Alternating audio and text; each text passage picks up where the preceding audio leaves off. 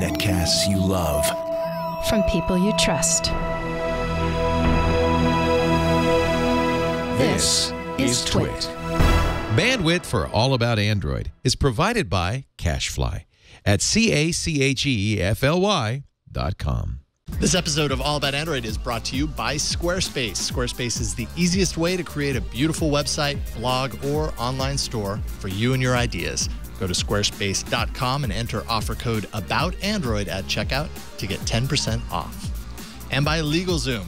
Get your life organized and protect your family with a will or living trust. Plus, incorporate your business or form an LLC. LegalZoom is not a law firm, but can connect you with an independent attorney. Visit LegalZoom.com and use offer code AAA to receive $10 off at checkout. And by Hipchat. Collaborate, save time, be more productive with your teams. Hipchat is IM, video chat, plus file, code, and screen sharing all in one place. Invite your team members and get a free 30-day trial of the full version of Hipchat at hipchat.com/allaboutandroid.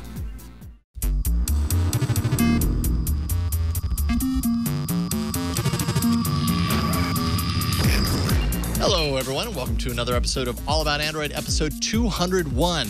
Recorded on Tuesday, February 17th, 2015. We're your weekly source for the latest news, hardware, and apps for the Android faithful. I'm Jason Howell. I'm Ron Richards. Yes, and welcoming back to the table, we have Myriam Joire, Tank Girl. Hey. Hi. How's it going? Good. How's everybody? Yeah, we're doing not too shabby. We should mention right off the top of the show that you're going to be on a more regular basis. We have you basically coming on a couple of times a month. Exactly. Every other week or so. I was going to say every other week, but, you know, schedules are kind of all over the place. Weird, right? Like, Mobile Congress is coming up, so 2 weeks from now I won't be able to be here, so we're looking at maybe next week. Yep. Anyway, we'll figure it out, right? Yeah, so a couple of times a month. Keep it fluid. I'm going to be here more regularly, which is exciting. Right on. Exciting. Well, you're also doing a lot of device reviews on Before You Buy. Yes, and you guys should stay tuned for tomorrow's Before You Buy show. I think so. It was recorded today. We couldn't do live. Well, you'll see. For reasons. For reasons it couldn't be done live, but you will see tomorrow. You will see some tomorrow. amazing awesomeness that you couldn't see today. But there'll be amazing awesomeness today, too. Yes. I brought some cool toys for you today. Awesome. Full of teases. We got tease for tomorrow, tease for later in the show. Tease. So now you have to stay glued to it. Yeah, they're not going anywhere. They're going to continue playing this podcast, I have a feeling. We are also excited to welcome back to the show. It's been a while, Russell Hawley. This time not with Geek. You're now a contributing editor at Android Central. Congratulations. Thank you. That's awesome, because, kind of a fan of Android Central. I was a fan of Geek as well, but this is awesome. How long have you been with Android Central now? Since January 1st, I started doing stuff over there. Wanted to kind of refocus back on Android stuff. Right on, yeah. Because with Geek, you were covering a lot of ground. You were doing everything, yeah. Geek is all encompassing, kind of. It's a big umbrella of things to cover. Something I learned in the past week is that when you're a writer, you want, this is just something I've never considered, but it makes perfect sense. When you're a writer, you want a beat because a beat gives you focus. And I have to imagine as a writer having everything, God, that's got to be so challenging. It's so hard convincing my kids that video games are work. An Xbox game is coming out next week, and so I've got to really get through 30 hours of gameplay so that I can get this review done. And my kids are like, "Yeah, Dad, you're not working. You're playing a game." Yeah, it's tough. When you're writing, to have a beat is nice, and I love electronic music, but I really got into it as a writer. You just kind of gotta get in the zone and just write away, and time just flies.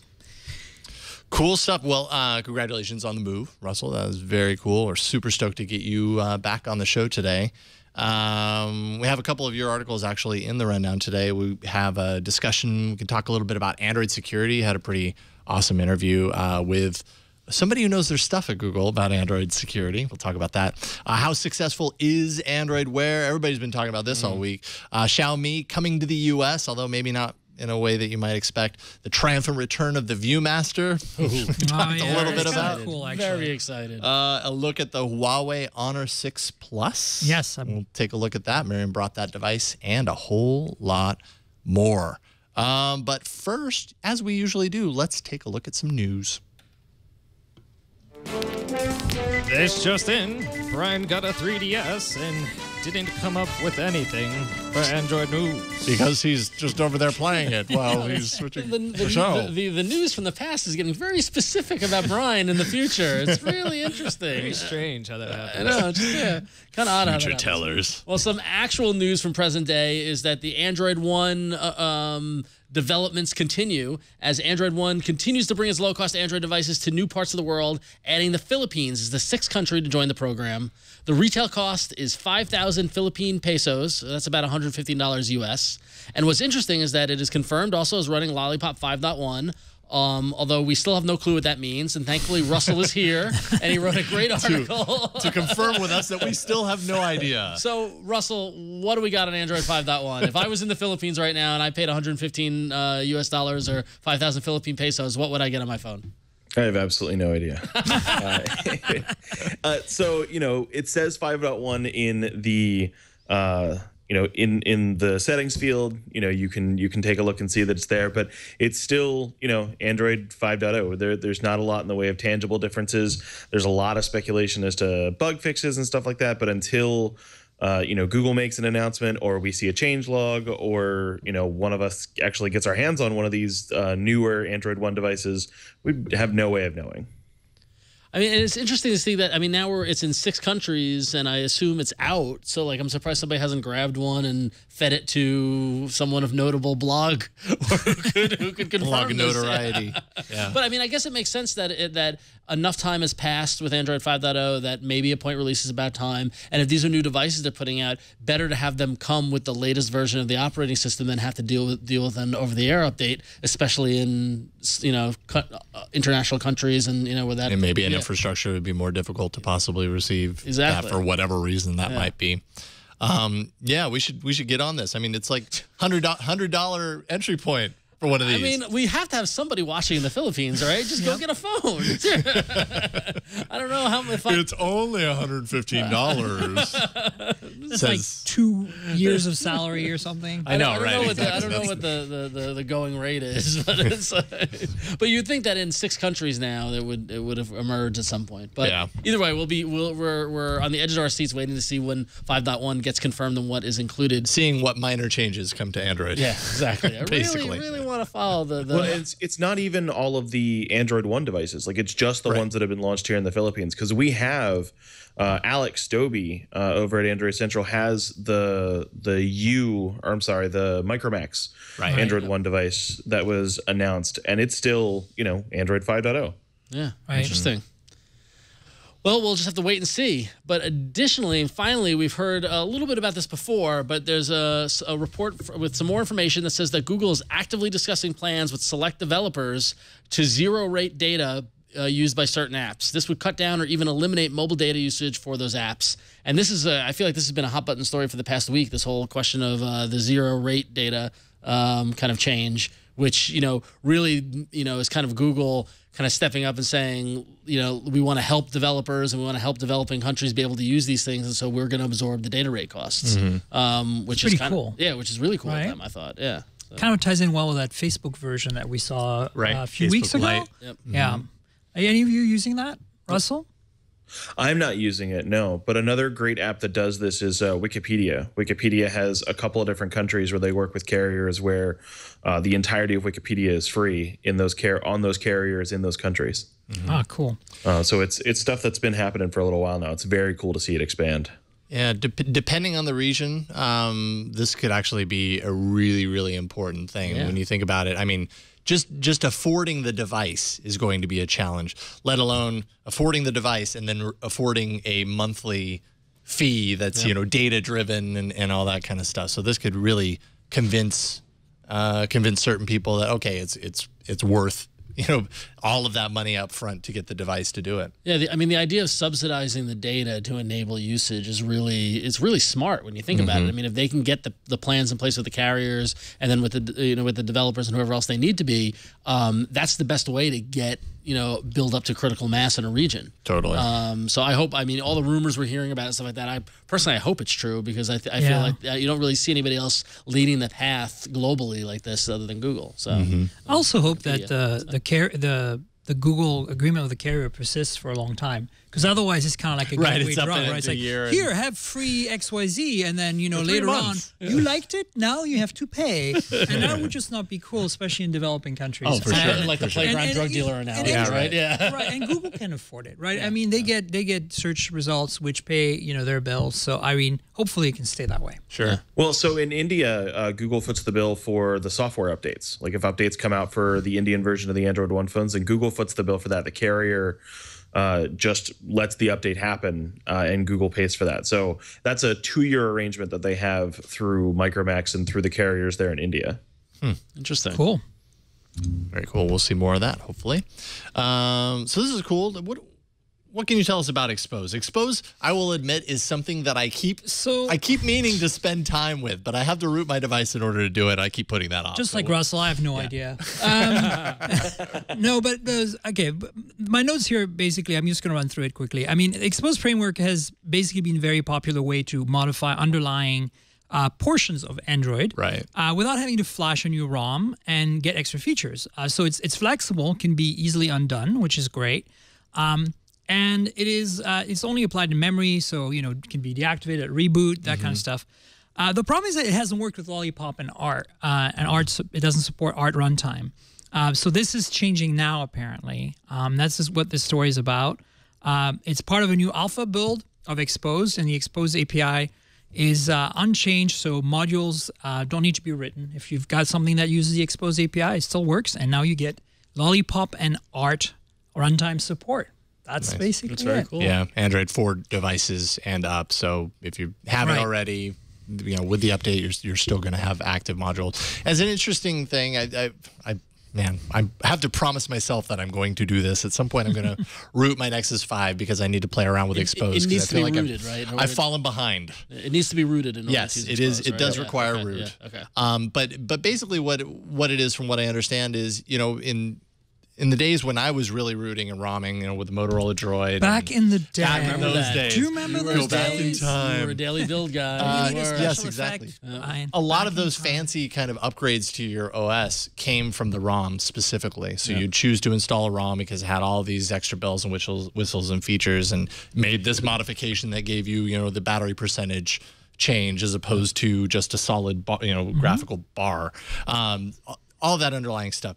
Xposed is a way to kind of like piece it out and run it in memory, essentially. So it bypasses the ROM that's working underneath and allows you to, upon reboot, from what I understand anyways, it applies these changes to the system, and you experience all those things without having to flash like an entirely new ROM. So it sounds very cool. It sounds very just kind of flexible. I just need to. It sounds great. What's the catch?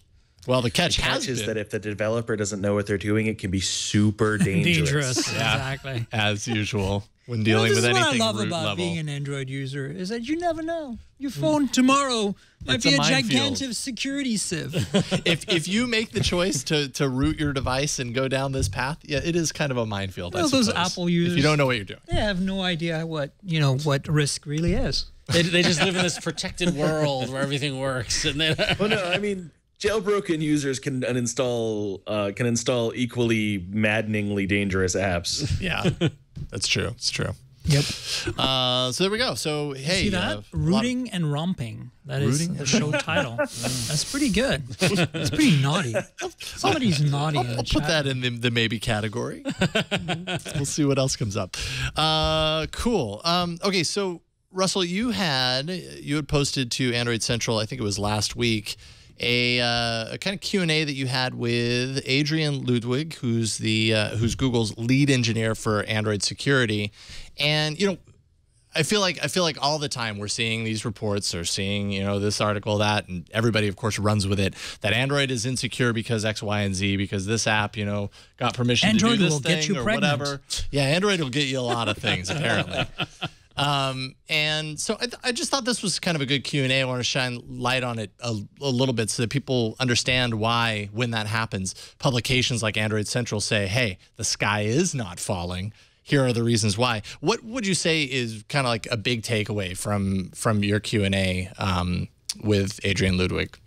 So the biggest takeaway is that Google works unbelievably hard to keep the apps in the Google Play Store safe and to keep the apps that you install side-loaded safe on your device. And the combination of those two things, I was unaware of just how much work went into making sure that these things are safe. And it applies to so many different kinds of Android, including people who install custom ROMs and people who use things like Xposed frameworks. The Google Play Services framework is actually incredibly verbose in making sure that your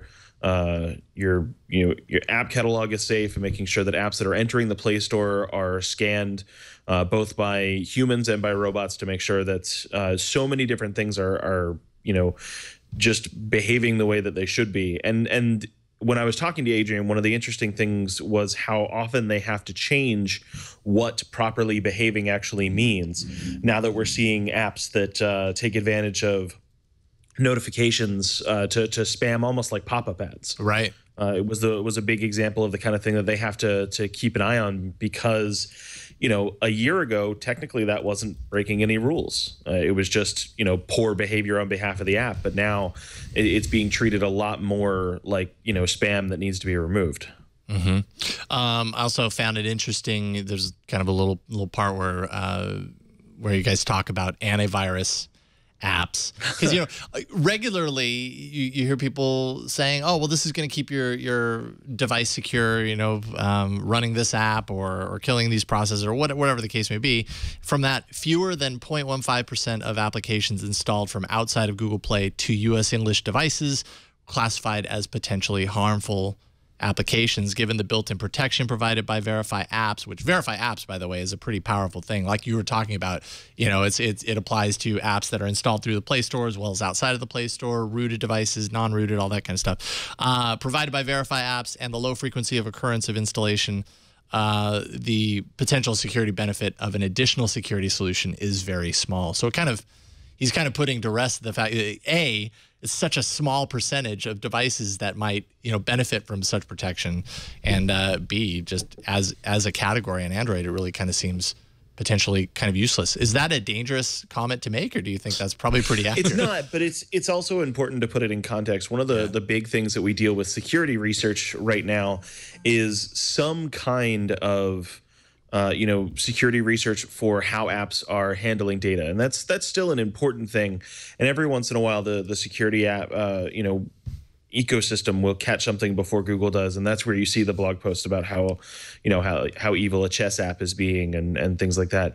But it's one of those things where in those situations, the apps themselves that these companies are making are also not detecting these apps. This is kind of long-term research that results in these things, and as soon as Google sees the published work, then they go and do the same thing they would have done if they had found the app themselves. So, it's not to say that the security work isn't important, but the apps themselves really just aren't that helpful. Right. Well, interesting stuff. It's a good read. You should definitely take a look at it if you haven't already. Just look on Android Central. It's a Q&A with Google's Adrian Ludwig, and it comes straight from the horse's mouth. It's direct from Google. So a lot of interesting kind of points on just the depth of their security work that I didn't know. Like bits and pieces we've read, but it's nice to see it all in one place, and that's when you get a true sense of like, okay, they're really kind of doing their research. The unsung heroes almost of it, like the under the radar stuff that we don't, we hear about the sexy, the design and the marketing stuff like that, but this stuff sometimes, kind of. But that's why Android Central is so awesome. Yeah. I got a chance to work with Russell at CES since I covered the show for Android Central amongst other Mobile Nations blogs. As I sat and did nothing because my leg was broken. Come on, you did not do nothing. That is not true. You did have a hard time moving around, but you were injured, so it's fair enough. It's hard to do CES when you're injured, but it's hard to do CES when you're not injured. Yeah, right. The point I'm making is that kudos to Android Central for covering this kind of stuff, and kind of like getting like it all in one place for you to read, because I think that's the problem, right? Oftentimes you find really great articles, but they're kind of scattered, especially in the Android universe, right? You don't have that kind of nice, congealment thing going on that you see in other blogs, and so I want to see more of that. I want to see more Android stories that are, as you said, Ron, not about design or reviews, about the underlying, etc., etc. Yeah, it's getting into the weeds with it, getting into like the deep aspects of it that we need this stuff and we need these people working on it in order for it to function. And so it's I don't want to say it's not the sexy stuff, but it's not the not the sexy stuff. I know what you mean there. Yeah. So anyway, all right. Well, speaking of the not the sexy stuff, we got an interesting email that I think taps into this in an interesting tangent. Mike from Melbourne, Australia, writes in and says, "Good day from an Australian fan. I have a question for the team in regard to the popular belief with smartphone users that you need to buy a new phone every 2 years. This seems to go against the Android platform usage breakdown that shows more than half the users are using versions of Android that are over 3 years old, and many older than that. The only people I know who buy a new phone every 2 years are the ones using iPhones, and that's because the battery is no longer holding a charge. One of the reasons I chose a Samsung Note 2 and its replaceable battery. I still have my Note 2 for just over 2 years and it's still going strong. I see no need to replace it. So where does this belief that you need to replace a smartphone every 2 years come from? Marketing ploy or the life expectancy of iPhones?" And it's a good question. I think it's marketing ploy, at least here in the States, because, it might be about 10 years ago now, but Verizon adopted an interesting marketing campaign called New Every Two. And for whatever reason, that became the de facto, and even with the other carriers, it was just like every 2 years you could get a discount on a new phone. So true, and I hadn't even considered that aspect, but I was with Verizon for a long time, and that kind of did program me to think that every 2 years I get a new device, and that's just the way it is. Yeah, I think it even predates that. Simply the plans in the US have traditionally been 2 years, and the US is a big market, and the carriers are very powerful. And the reality is, even if you look at Google, right, they support their Nexus devices maybe 3 years or so. Apple kind of leads the way, I have to say, about supporting their devices for generally about 4 years, right? And sometimes it's just 3, but that's about right. And so, kudos. I agree with this fan. I think it's, we should try to recycle and reuse as many of these devices. Older phones make great little tablets, especially the larger ones. And because you can use them on Wi-Fi.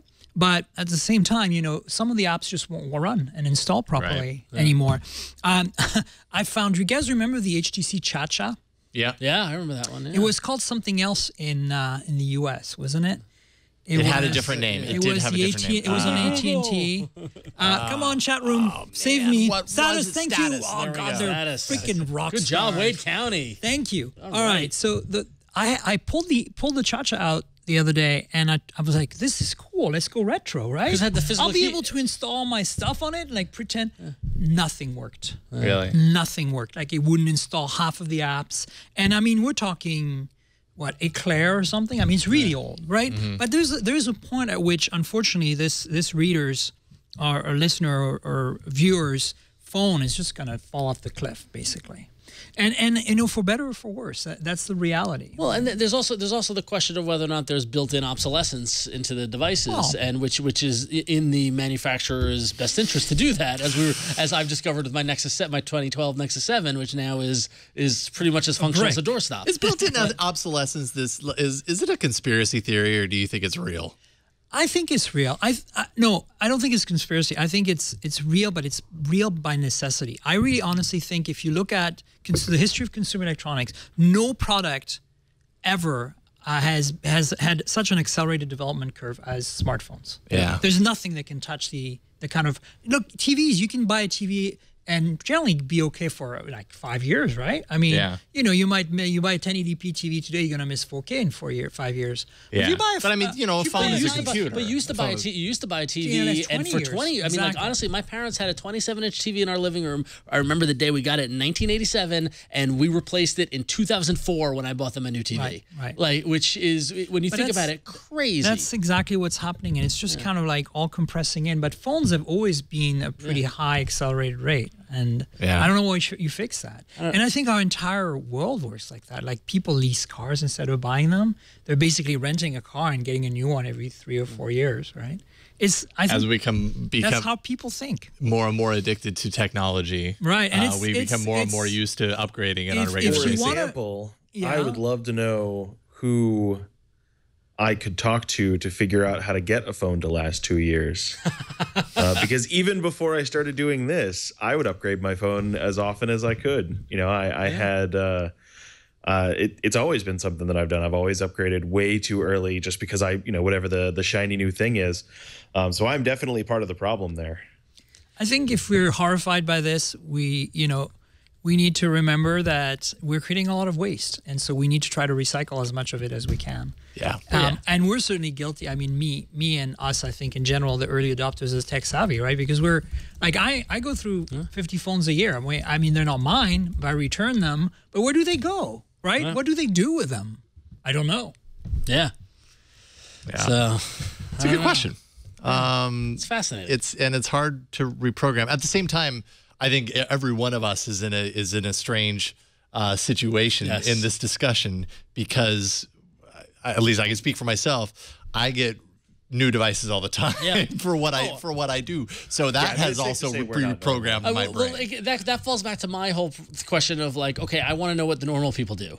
Because we are not the normal people. We get itchy trigger fingers, and they announce a new phone, and we're right there ready on day one to buy it and to try it out. Or we break the glass on our screens and we get a new one, and whatever reason we can think of to get a new device, we're always looking for it. But I look at somebody like I always use like my sister as an example. She's got an HTC One that she's had now for a couple of years, and I don't think she needs a new one. Like it seems to be humming along. But before that, she had an I forget which HTC she had, but she was on Verizon, so one of those HTCs that were on there, and it just plugs along. I mean, for me, I often wonder why my phone is slowing down, and I just assume it's because I'm putting a massive amount of use on it, because I'm constantly installing and uninstalling apps like we do, and constantly, running the battery down because I'm at events, and I'm, using Wi-Fi, and I'm using Bluetooth, and I'm using every service possible, and I gotta wonder what part of the bell curve are we? I feel like we're on the small part. You're just wearing out the flash. Yeah, true. That's why it's slowing down.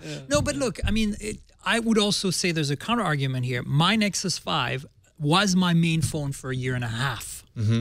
That's how good the phone is. Yeah. And this is for somebody like me who still has access to all these other devices. Yeah. So what I'm saying is that it's not a good phone is a good phone, and you're going to use it as long as you can. And so I'm not sure if there's necessarily any planned obsolescence. If you look at it today, they still sell the Nexus 5, and people are buying it. Yeah. And I still recommend it. Me too. It still comes up in conversation. I'm like, you actually can do depends on really what the well. term for the obsolescence are that they're setting. I mean, there are different dials that can turn on the computer, the obsolescence computer. So All right. Interesting discussion, though. All right, let's take a break and thank one of our sponsors. This episode is brought to you by Squarespace.com. With Squarespace, it's easy for you to create a professional website, blog, or online store. Squarespace features an elegant interface, beautiful templates, and incredible 24/7 customer support. My own personal site is running Squarespace, and anytime I need to make a new website or tell a friend what to use, I send them straight over to Squarespace because it is clearly the best. And here's why. It's simple, powerful, and beautiful. Making changes is clearer and simpler than ever. It's incredibly easy to use. And if you need some help, Squarespace has live chat and email support 24 hours a day, 7 days a week. Squarespace starts at just $8 a month, and they take care of hosting so you don't have to. Plus, you get a free domain name if you purchase Squarespace for a year. All Squarespace websites are responsive and scaled to look great on any device. Try it on your phone or your tablet. They look great. E-commerce is available. Every website comes with a free online store. They've got this new option called Cover Pages where you can set up a beautiful one-page online presence in minutes. It's perfect for creating a quick landing page for your brand, personal identity, or to promote a new product. So start a trial today with no credit card required and start building your website today. When you sign up for Squarespace, make sure to use their offer code ABOUTAndroid to get 10% off your first purchase. We thank Squarespace for their support of All About Android. Squarespace, build it beautiful. I love that Squarespace is a sponsor of this show. I'm such a huge fan of their service. They're great. So I mean, it just makes it so easy. Like, I can't tell you how many people they're like, hey, I need to do a site. I'm putting out this book, or I'm putting out this whatever. I'm like, just go to Squarespace. You don't have to worry. You don't have to know how to code. You don't need to know CSS. Make it look modern. Yeah. And they've got all those hooks and plugins and services and photos and things like that. It's beautiful. They're great. So Squarespace. Check them out. Thank you, Squarespace. We love you. We love you. Okay, we don't have apps this week, so it's going to be like a 2 for hardware block. Right. So let's run the hardware block bumper the first time.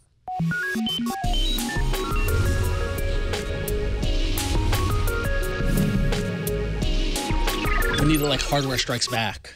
Bumper. Well, actually, I wanted to go in this one and change the spelling to hard, W-E-A-R. Oh, hardware. See what you did there. Because it's pretty much all Android Wear stuff. But then I realized I can't do that. I'm not good at that. Well, it would be the cheapest like graphic overlay, like there blows my Helvetica font. There over goes the my top. theory that you are in fact just Jeff Kosmicki. No, yeah. Because I've never seen you and Jeff Kosmicki in the same place. True. And Raygun 01. Jeff, Jason. It's weird. I know the similarities are crazy. I think it's all cover. Yeah, we'll keep it up. I'm doing a good job convincing you guys otherwise. You are. So Android Wear, we got a few stories on Android Wear this week. Canalys, this is a study that I feel like we've been hearing about a lot the past week, but it's got some interesting tidbits. Canalys, or is it Canalys? I don't know. Published a report last week with a few interesting data points specifically about Android Wear. First, since launch last June, so 7 months-ish or so, 720,000 Wear devices have shipped. Not sold, according to their data anyways, but that's device shipments, 720,000. That's less than 0.1% of smartphone users basically owning an Android Wear device. Not a huge number, but then when you consider the amount of Android users worldwide, it actually kind of makes sense. Moto 360 is clearly ahead of the pack as far as number of devices in use at the moment. The Guatcher, the G Watch R, the LG G Watch R, outperformed the Guatch, the G Watch. I think that's kind of no surprise, between the two. Options. Right? Yeah. Comparisons that we've been hearing about, one of which I think is kind of baloney. The comparison to iPhone is, I think, what everybody likes to do. They like to say, 720,000 Wear devices shipped since the middle of last summer. 34,000 iPhones sell per hour. That's not fair. Comparing an established category and brand like iPhone against something that just started. How many gallons of milk sell per hour? I know, right? Clearly, It just doesn't make sense. Or how many regular watches, or how many bags of socks are sold every day? I like it. I like the way you think. It's perfect. I was thinking, iPods might be a better comparison. iPods when they launched, right? Yeah, maybe. So iPods when it entry, launched was kind of a new but important product launch for that particular category. There were music players before then, but that was the first mega push. 700,000 iPods sold between 2001 and 2002. That's 2 years. 700,000 reported devices sold compared to 720,000 Wear devices, although this is shipped, not sold, so there's probably a little bit of a difference there, but that's 2 years versus half a year, so maybe that's a good comparison. And 1 million Pebbles sold to date. Those guys, So there you go. I think the thing that's interesting to me is that, phones have skewed our perception of the numbers, right? Because the phones are just like, there was a time, I can't remember when Nokia was at the top of its game, in terms of sales, that I think they were selling 1 million phones a day. Think about this for worldwide. Yeah. 1 million freaking phones. Because they were in so many markets. I mean, they had Scandinavia. Just wrap your head around that. Yeah, no, that's crazy. But the other thing other numbers that came up recently that blew my mind is Apple makes $50,000 in sales a minute. Think about that for a second. Yeah, Apple is a monster. Boom. Yeah, well, speaking of Apple being the monster, what I was going to mention, which John Fingus just mentioned in the chat room, is that the initial orders for Apple on the Apple Watch coming out are in the range of about 5 million. Of course, now those aren't sales. It hasn't been sold yet. But that's what Apple is producing, and what they see their demand is going to be. Wow. If they, and that puts an order of 5 million in that first wave, gives them at a projection of about, if those all sell, and then the future orders after that, about 10 million in the first year, which is a significant increase over what Android Wear sales have been. Man, it might drive. That's the thing. I think, and it's going to benefit both Pebble and Android Wear. Honestly, look, Apple is going to become the ambassador for the category, and whether we like it or not, I'm not here to judge that. I'm just making a point, and I think the point is simple. Apple selling stuff sells Android and other products, and is only going to be beneficial to the entire segment. Because not everyone wants to or can afford to or is interested in plunking down a minimum of $350 for a smartwatch when, Pebble's $99 entry point and Android Wear is what, $150, $120 you can buy an Android Wear now? The Pro 250 as high as, if you go for the really nice ones. But what I'm more interested in is that will the Apple Watch then usher in a period of acceptance of wearables and wearing a watch? Like, is that the push over the ledge? And then will you see combo deals like AT&T offering a phone and a G Watch like they have been doing? I don't know how successful it's been, but how pervasive and what kind of bump will that on Android Wear devices see from those Apple ones? I mean, I don't know. I mean, Russell, what's your take on all this? I think when it comes to the carrier giveaways, we're still seeing tablets as a novelty in that aspect. So like you get a Samsung tablet when you get a new Galaxy Note 4 right now at a lot of the carriers, and that ends up being something that like people are genuinely excited about still. So when it comes to the smartwatches, I think we're still in this weird fog where unless you are one of us, people talking about this technology constantly, it's not immediately obvious what this thing on my wrist actually does. I think that a lot of people, the best explanation that you get from the average user for Android Wear for Pebble right now is that, it puts your notifications on your wrist. Well, a lot of people aren't really going to care what that is. And when you start talking about the fitness thing, the first question I hear every single time I bring it up is, so it's like a Fitbit. So these smartwatches need a standalone feature that is something that they own, a piece of technology that they own. And right now, I kind of feel like they don't have it. And Apple may be the company to create that space. I think that's a great point, that the killer app on the wearable hasn't really presented itself. And I think that we've seen, I mean, how long has Fitbit been around? I mean, it's been like, 7 years of that Fitbit as an entity, as a product. Wow, has it? Yeah, wow. It's been a long time. Yeah, maybe like 5-6 years. No, we're getting old, Jason, really fast. Like I'm not. Yeah. I know. But we've watched Fitbit evolve from the little paperclip thing to the bracelet, which now has become accepted. You see regular people commuting, meetings and things like that, wearing that whatever the thing is, whatever if it's a Fitbit or the Jawbone one or whatever it might be, and so that's become accepted. That's a wearable, is something that's a fitness tracker.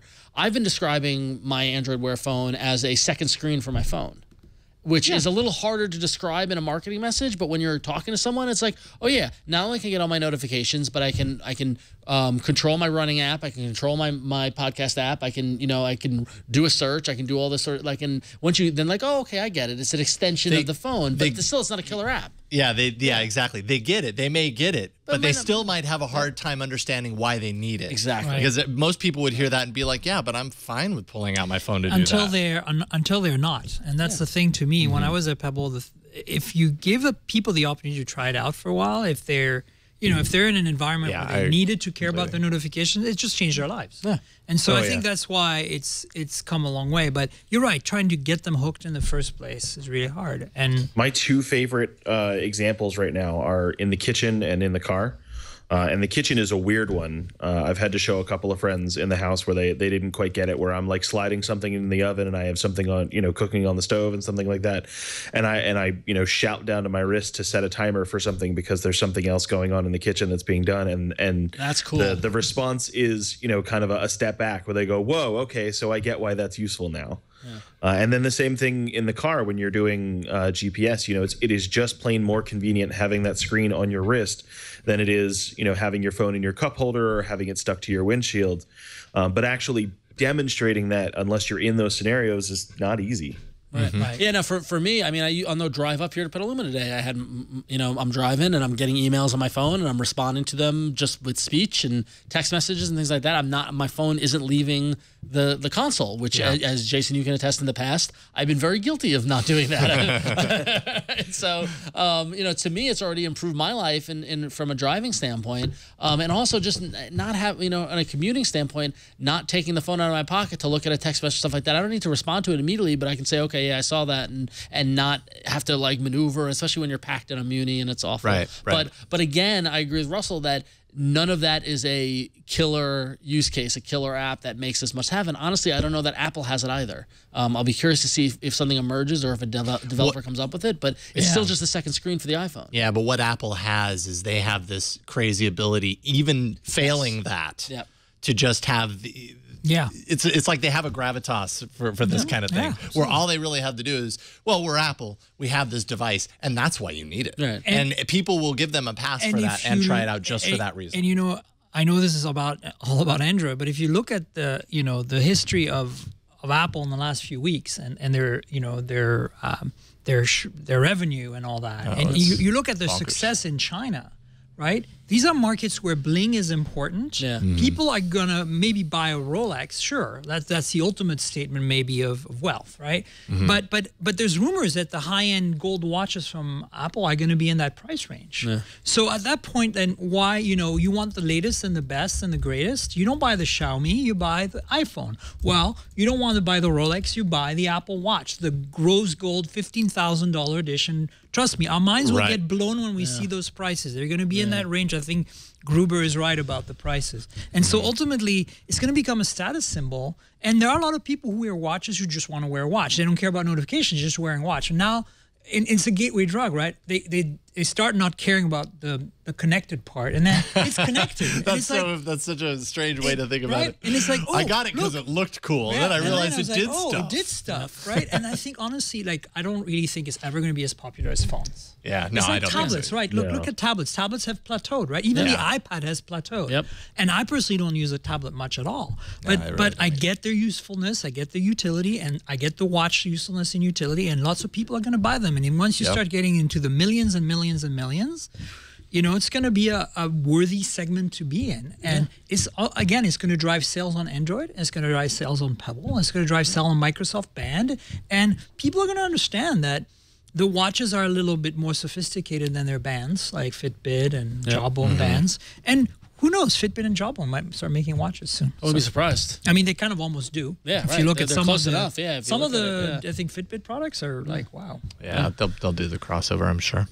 Well, we have a few more watches to. Oh my God! This is Android Wear. I mean, this is hardware. Hardware. You can't say it differently. It just sounds. So the same. speaking of Watcher, the Gwatch and the Gwatcher. So LG revealed this week the LG Watch Urbane. Is that how you say it? I believe so. Yep. Urbane. It's like Urbane. So urbane. And basically, the guts of it is essentially the same technology as the G Watch R, the Gwatcher. But it's it's the plastic OLED display, which is cool. Glass covered, but plastic underneath. And it comes in a polished silver or polished gold steel body with stitched leather. It looks really hot. And I actually love that it doesn't have the little diver watch thing around the edges. Yep. This thing looks hot. I really think this is one of the, for me, it's between that and the Zen Watch and maybe the Moto 360 for Android Wear now. I mean, the G Watch R was okay, but this is one step up. Right? What was the name of that crazy watch that we found months ago? What was it? I can't remember. Oh, man, I can't remember. Yeah. Chat room, help me out. That was not an Android Wear watch. No, it was an Android Wear watch, but it was pre-launch, and it was that crazy with the see-through display. Oh yeah. There's a bunch of them out of China that have the see-through display. Anyway, just to finish up with the Urbane, it's gonna probably be launched at Mobile Congress. I'll be there and I'll let you know. You'll see it. I'll try to compile a little video of the stuff I see for the show. That'd be awesome. So maybe when I come back, we can roll that video. Sure. And if I can get enough stuff to give you to roll on the Tuesday of the event, I'll just Dropbox you that stuff. Fantastic. We'll go. But anyway, so check it out. Urbane, LG. Was it the Kairos. The Kairos or the Kairos? The Kairos, yes. Oh, yeah, the Kairos. It's not the only one, though. Like, you have to understand, Kairos uses essentially an engine, like the mechanical movement and the display from another Chinese manufacturer. So there are others that are there's a bunch of them that are Android-based that use this engine. Yeah. And Kairos is probably the hottest one of them all, in my opinion. But Free Wi-Fi in the chat is saying something that I think is kind of interesting, because if you have an Android Wear device, at this point, you probably noticed the resolution on the screen. I noticed it with my Moto 360 that, it's usually right around 320 by 320 with most of these watches. Free Wi-Fi is saying it needs to be bumped to 1280 by 1280. Before Would you like a separate wrist brace that has the 10-pound battery? Exactly. Exactly. I was gonna say before the When we rock Nexus a Proton 6, pack. right? Before the Nexus 6, I would have totally been right there with your free Wi-Fi. But after the Nexus 6, and I realized like the QHD display is a big part of the reason why the massive battery in the Nexus 6 actually doesn't perform as well as you would expect it to. Right. That's because it's powering all those pixels. I'm not so sure 1280 by 1280 is very smart on your wrist. It would look pretty. It just wouldn't last very long. But did you guys see Ron Amadeo at Ars Technica? He tweeted, or not tweeted, yes, G I did. Plus the thing. He says those ads from LG are misleading. Like they've rendered this watch like with the watch face at an incredible resolution. rendered and then it he as sharp as possible. He redid it, and it was like, oh, this is what it would look like at Put the 320 by pixelation in there, and that's about what and it's like. you know, Ron is a troublemaker, but in this case, I think he's he an was awesome- rightfully a troublemaker. Yeah. I would actually say that we should keep an eye on this because I really do believe that the quote unquote Retina resolution for the fact that there it watches is. are luxury things is going to become really important, and I think Apple is going to nail Apple it. 'cause might- they Apple might already hit it. no Yeah. it's pretty clear that they're doing Retina, but we don't know exactly the resolution, right? So we'll see how it goes. It'll probably look better And of than course, what the we have battery already. life will be very interesting. Very interesting. Exactly. Well, so to wrap up Android Wear, our friends over at Pebble now have rolled out Android Wear integration. So now Pebble devices can officially receive Android Wear notifications when synced with other Android Wear device. So if you're a Pebble user, you can get it on the game. So I'm on the beta channel, and I've been using that for a while now, and it's really awesome. If you use your Pebble, you now can just apply stuff. It's nice to see it. Nice to see it all kind of merging in. So there it is. Yeah. So, It's progress. yep. I like progress. All right. I'm a fan of progress, generally. Yeah. So Huawei Honor 6 Plus. Yes. Kind of a mouthful. I brought a little toy for you guys. I probably have one of 5 of these in the US right now. Wow. It is the Huawei. You ready for this? Huawei Honor 6 Plus. And it looks exactly like an iPhone 6 Plus. Well, not quite exactly. Actually, it looks like an old iPhone 4 and 4. There we go. If you want to see it, like, let me just give you a tour quickly. You see this metal band here? That's real metal, and it actually is very much like the iPhone 4, 4S would be. So not aluminum, but like stainless steelish. Like you can see the antenna bands and stuff, right? And then what's interesting though is it stops down here, and then you get to the plastic. This is where the antennas are, I guess. It's glass back and front. I don't know if you see the reflection. Wow, well, I can't get any reflections. Amazing. There you go, a little bit here. And then, of course, glass in the front. What's interesting about this phone, you probably noticed when I gave you the tour, is not so much that it's, trying to be an iPhone 6 Plus. It's a Chinese Android phone for the Chinese market with a weird launcher. But what I wanted it for was this. Have you seen the back? You see that? 2 cameras? Yep. So you're going to say, duo setup or 3D or no, it's none of that. And that's what's cool about it is it's the first phone that uses 2 cameras for a specific purpose. And that's that you can have adjustable variable aperture. And so I don't know how many photography geeks there are out there, but you know what that means? No phone has done that. There's a few Nokias that had 2 aperture settings. And then, of course, the K zoom and the Galaxy S4 zoom from Samsung had they obviously had an entire camera grafted to their back. So anyway, let me just show you what I mean by that isn't Lytro kind of emulation. Well, it does some of the things Lytro does, right? And it does some of the things that dual camera does in the terms of like being able to refocus after the fact. But it gives you the aperture, which I'll show you in a second. So first of all, let me show you really quickly what the camera app looks like. So there we go. We got M&Ms. Perfect. By the way, Android version M very well could be M&M. So we could be we could be ahead of the game here. So we're ahead of the game. So you see there's a wide aperture setting here. And with this setting, I can change the aperture from all the way f over 16 down to f over 0.95. And so as you can see, that gives it super shallow depth of field.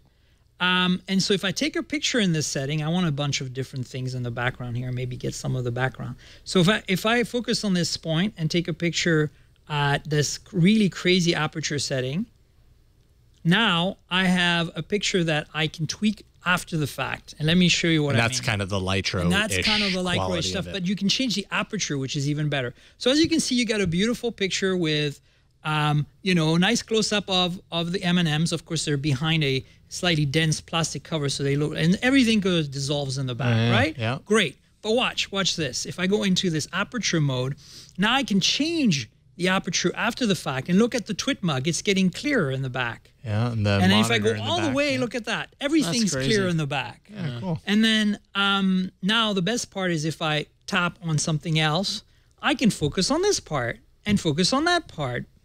So you not only have refocusing ability, but you have narrow depth of field adjustment capability, which I think is really fantastic. So let me show you, this is a picture I'm taking live in the studio. Let me show you a few that, this is a bit too much of a macro shot to really be beneficial, but I have a few that I've taken already that are really kind of good for this, like this one.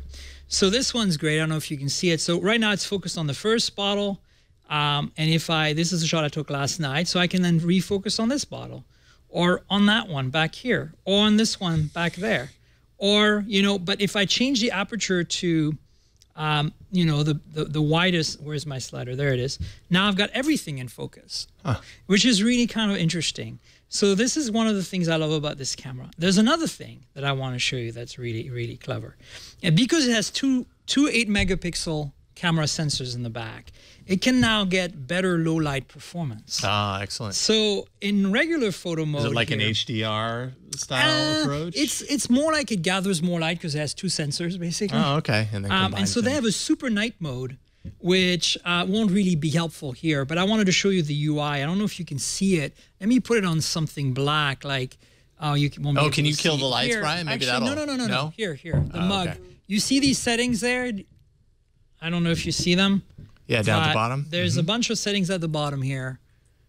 Can you see? There you go. So you've got, now you can adjust your ISO, but you can also adjust your shutter speed. So if I want to take a really non-grainy photo, I can set the ISO to 100, and then I can say, I want a 2-second long exposure, right? And then you can get these really nice long trail shots at night. As long as you can hold your phone super duper still. But exactly. But if you mount it on a tripod, let me show you what I've done. I actually handheld this shot. I'm going to show you now. Check this out. See, so there's a super long Muni bus. Yeah. And you're going to say, okay, it's so gimmicky, but check out how clear that picture is in the background. Look at the quality. That's really nice. Of the textures and everything, and the detail in the clouds. Is it up in Potrero? This is Potrero in my neighborhood. I know exactly where that is. I've eaten and look at look at the ground. Look at how much precision there is to this. So this is what I'm talking about. You got that amount of smearing off of the bus. That's really cool. You lose the ability to do optical image stabilization since it doesn't have it, because you'd have to synchronize two cameras to stabilize. Right. But at the same time, you get this really, really impressive low light performance, the ability to depth of field, change the depth of field, which I think is really cool. By the way, once you have a setting you like on that interactive UI, you can save the photo you want. So like if you want to focus on that one bottle, and it creates a JPEG with all the EXIF data you need. As far as the phone goes, I can't remember the specs off the top of my head right now. It's a kind of mid-range-ish phone or mid-range to upper-range phone. Perhaps we can look up the specs on the website right now. But what is it? I think it's Snapdragon 400, right? Or maybe it's 800. It's one of the newer Snapdragons anyway. But it's been fun to use. It works well. It doesn't come by default with the Google Play stuff. But you can install it. It's interesting. It's installable right out of the box. And then, obviously, you have all the Google Play apps. And you can see here I've got them. They're all installed here. Kirin 925 octa-core. Oh, yeah, that's right. It's their own processor. So it's kind of a high-end. And then you got the Play Store here. 3 gigs of RAM, 32 gig storage, 3,600 milliamp hour battery. Yeah, this sounds it's pretty good specs. stacked. Now, just to be aware, this is a Chinese phone. If you get it in the US, you will not be able to use it on 2G or on LTE. And why not 2G? Because it doesn't support, it's somehow tri-band. So all the carriers in the US, like T-Mobile and AT&T, are dropping their 2G support for 1900. So you can do 2G on 850, but no longer on 1900. So you're pretty much SOL. It does work on 2G on T-Mobile because they still support 1900. So, but 3G works fine on both T-Mobile and AT&T. And LTE is just not supported because it's TD, LTE, or whatever, the time division. But it's dual SIM. It's dual SIM. If you see here, there's 2 SIM slots, one for a micro SIM and one for a nano SIM. And the nano SIM slot doubles as a micro SD card slot. Oh, that's clever. So it's cool. You can pick either dual SIM or single SIM. That's actually really smart. Yeah, it's not the first phone to do that. And you can see, there's an infrared port up here for your remote control, headphone jack, Dual LED. I mean, it's a pretty high-end phone. Yeah. It's really well made. Honestly, you know, I wish LG, who still is the only one left making plasticky phones, made a phone this nice. I mean, this is all metal. It's really beautiful. Yeah, it's nice. So highly recommended. Cool. 1080p display, by the way, 5.5 inches. It's an IPS panel. It's a very nice IPS panel. Yeah.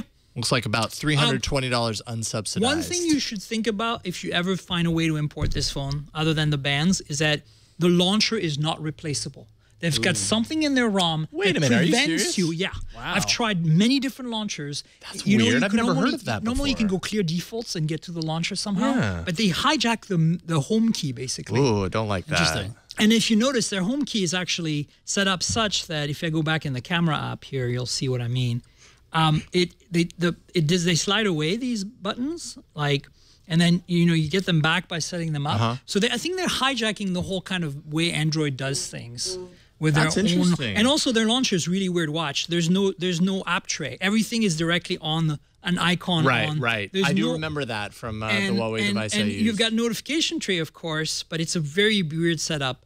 Here's your shortcuts with all your settings. So basically, you got to be okay with the fact that Huawei has its own I'm software sure that if you approach root it and Cyanogen and like XDA and all these folks will find a way. But right now, that's the only thing missing for me. I wish I could replace the launcher because everything else about it, I can live with the fact that it's just 3G, right? Yeah. But everything else about it's pretty good. And it's pretty snappy. Like I've never heard of this processor, right? It's their own in-house. But hey. Not Cool bad. phone, and I was pretty blown away by the camera. Actually, it's other than OIS, it's got all the trimmings. Yeah, Cool. very nice. So that is the Huawei Honor 6 Plus. That's a nice looking device in person as well as on video. But yeah, cool stuff there. Let's see here. Okay. Before we get into our second half of hardware, let's thank our second sponsor of today's episode, and that is LegalZoom. The best time to start getting your life organized is right now. I'm telling you, it's right now. The easiest place to do it is LegalZoom.com. Getting your life organized starts with protecting your family. A great way to take control of your family's future is to make a will or a living trust. This is something I did through LegalZoom. I don't know, it was shortly after we had our first daughter 5 years ago. And yeah, LegalZoom, it was easy. It was super easy. And we have it stored away safely. So we have that. We actually have to update that for our second daughter in there as well. But it's going to be easy as well. LegalZoom can help you with this. There's no easier way to make sure your family is legally taken care of. Getting your life organized means taking care of and taking control of your financial affairs. So if you're thinking of starting a business or you have one already, LegalZoom can help you form your business and provide the support that you need to run it successfully. For more than 10 years, LegalZoom has helped millions of people get the personalized attention that they need. If you need legal advice or guidance, they can connect you with an independent attorney in most states since they're not a law firm. So here's what you can do. Don't wait any longer to organize your life. Go to LegalZoom.com and use offer code AAA to receive $10 off at checkout. For legal help you can count on for your family, for your small business, just go to LegalZoom.com today and remember to use offer code AAA. And that'll get you $10 off your order. That's offer code AAA. We thank LegalZoom for their support of All About Android and the Twit Network, and for my for making my will 5 years ago. Thanks for doing that. Before I even worked at Twit, I used LegalZoom. Right on. All right, do we run the bumper again? Just because We do. Okay, Yeah. all right, cool. Then let's do it. Return of hardware. The return. This time of the spelled hardware. HARDWARE. Not revenge of hardware, because hardware doesn't take revenge. And maybe whoa. maybe a little bit of that too. And a little music. That's okay. It's There you nice go. music. More Samsung Galaxy S6 leaks, supposedly. Further confirmation that the S6 will be released with pre-installed Samsung apps being removed from the device at launch. So we're hearing more and more about this. I'll be very curious to see if it happens. Yep. I'm starting to believe it. I love this. I love this news. This news is fascinating. Yeah. Yeah. Think it's going to happen. I mean, it certainly follows in Google's footsteps of making their apps kind of installable. Russell, are you kind of believing what you're hearing about the S6 and the removable apps? You know, it's something that we've seen here stateside anyway, with you know, the carrier supported apps that Verizon does, where you can kind of flick through the stuff that you want to install beforehand. So I wouldn't say that it's impossible. And you know, Samsung's gotten kind of a bad rap over the last couple of years for their onboard storage being so completely full on brand new devices with some of the lower storage options. So this could be them attempting to address it. Yeah. I like to see it happen. I think, you know, I think we've heard enough rumors now that I'm wondering how much of it is true, how much of it has been amplified beyond recognition. I would be really surprised if it wasn't TouchWiz. No. And I would be surprised if maybe some of the apps are going to be packaged like HTC is doing as APKs that you can add after the fact, and there's shortcuts ready to install or something. Yeah, like right. But I have a hard time seeing things like S-Voice not built in, like just because it's Samsung. Like, I don't know. I wanna believe, you know, but I don't know. On the fence. Yeah. Yeah, I kind of agree. However, how does this tie into it? Sounds like Microsoft and Samsung might actually have an agreement to bring Microsoft's suite of apps to the phone pre-installed. That you know, their premium apps like OneNote, OneDrive, Office Mobile, Skype. The Microsoft Apps deal could actually be the result of an agreement that was made between the two companies last week after a 7-year patent cross-licensing deal fell apart. Microsoft filed suit. Both companies last week announced that the contract dispute had ended, and they didn't really discuss or disclose any terms of why it ended and what, you know, kind of resulted from this. Sounds a lot like this Google-Samsung dispute last year. Yes, right? It totally does. But at the same time, to me, this actually makes a lot of sense. And, you know, back to my conspiracy theory from like 2 weeks ago or whatever. It's like, you know, this just proved to me that Microsoft is working on an Android phone. Come on. Yeah, well, I know. More and more, right? But more, I mean, I feel like for the past couple of weeks now, every story I'm reading leads back to Microsoft. It's weird. Like, I'm telling you, there's a huge change in the air when it comes to Microsoft, and what they're doing is, and this, I mean, talk about wanting by making all the apps available on Android. So now you can get the Office app for free. I mean, instant accessibility, but having it appear on these Samsung devices, which we know are going to sell crazy. Like, we know they're going to do really well. Whether or not they're going to do S4 well or S5 well is the question. Right. But even then, that's millions of people now who will start using that application and might be the first real threat to Google that Google's seen on the Android platform. Look, I really think that what's been happening to Samsung this past year is the best thing that ever happened to Samsung. They're losing their, like stumbling and losing their lead because they have the resources to really kick ass, and they're doing it. Like, those metal phones like the Alpha and the Note 4 and obviously the GS6 are going to be what we've always wanted, and they are what we've always wanted. Now they just need to knock the TouchWiz down a notch. Yeah. And, you know, and if they make a phone with two edges like we've seen rumors of, right, the GS6 Edge or whatever, the Galaxy Edge, I mean, yeah, why not? I mean, I'm not sure I'm into it, but I can see it's a great way to differentiate. And I really think Samsung's onto something, and I want to see them do more of that. Like, why not try to, you know, get back in your game by actually doing what people have been telling you for like how many years now? Yes. I mean, I think, I mean, it's interesting because I agree with you. I think that the stumbling is the best thing that happened to Samsung, but to me, this is way more about Microsoft than it is about Samsung. Oh, for sure. Yeah, I mean, Microsoft. Helpful to both of them, but I think you're right. Yeah. I mean, you know, Microsoft not only doing this, but investing in cyanogen mod. Like, by, you know, going back to your prediction about, you know, working on it, like, it's starting to get interesting. And I know, and the thing is that how many times have we been burned by Microsoft, and like, have we seen the past couple of years where it's like, it's totally shifted where Microsoft became IBM.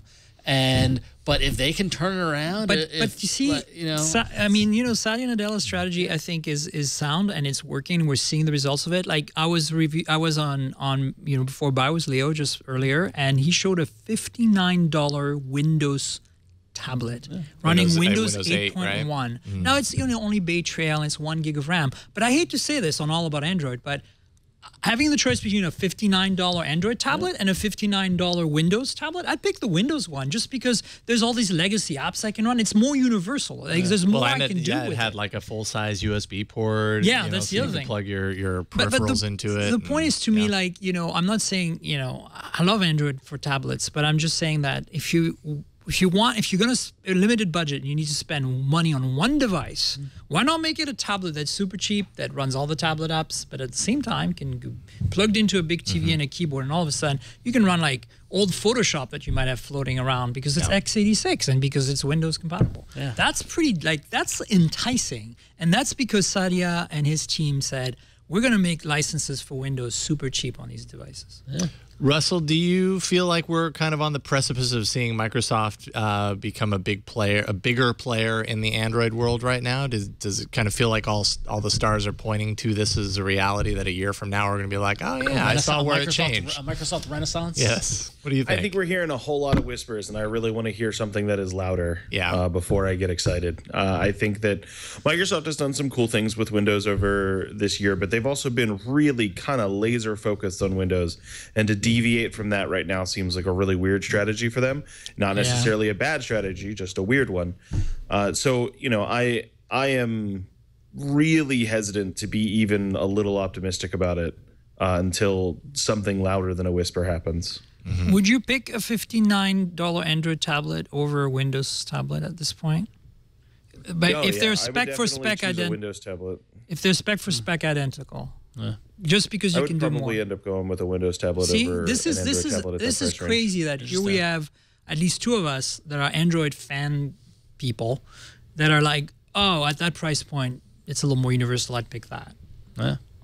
So little of my life is in the Windows world that I probably would go Android. Me too. That's where I fall too. I'm so out of it in terms of the Microsoft. I'd be starting from square one with Windows as far as that's concerned. So we're 50-50 on this panel. Well, there you go. Well, let me as a caveat, I would get the Windows tablet and install Chrome and run Chrome as a Metro app. Yes, which is almost identical to a Chromebook. Exactly. The Chrome Metro app. So that would be like heaven. And I've said for a while now that I've wanted a Chrome tablet.